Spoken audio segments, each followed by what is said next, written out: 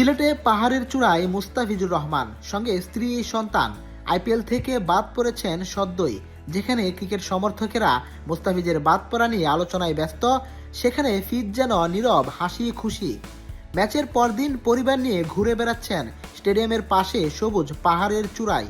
কে বলবে ফিজ আইপিএল খেলতে না পারা কিংবা 9,20,00,000 টাকা না পাওয়ায় কোনো হতাশার ছাপ তার চোখে মুখে আছে। মুস্তাফিজ যেন সকল আলোচনারও ঊর্ধ্বে, কোনো কিছুই যেন তাকে স্পর্শ করতে পারে না। তাই তো আগের দিন টিম বাসে আলোচিত গান বাজিয়ে ফিজ বিনোদন দিয়েছেন দেশের ক্রিকেট সমর্থকদের।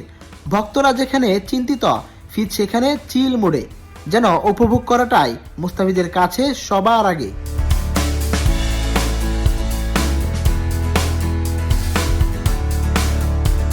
পাহাড় থেকে নেমে মুস্তাফিজ স্ত্রী সন্তান নিয়ে মাঠেও প্রবেশ করেছেন এদিন। সেখানেই দেখা বিসিবির প্রধান পিচ কিউরেটর টনি হ্যামিংয়ের সাথে।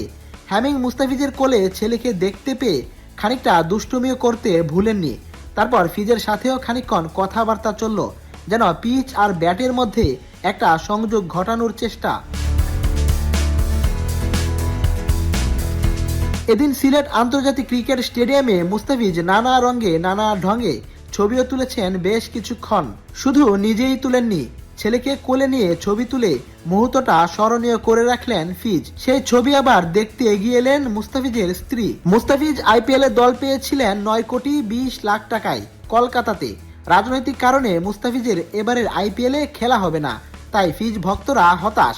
প্রিয় তারকার আইপিএল এ খেলা হবে না বলে, কিন্তু এসব কোনো কিছুই যেন তোয়াক্কা করেন না মুস্তাফিজ।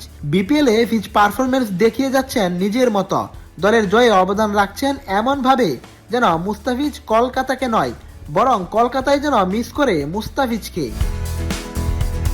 মোহাম্মদ রাজন, বিডি স্পোর্টস টাইম, সিলেট।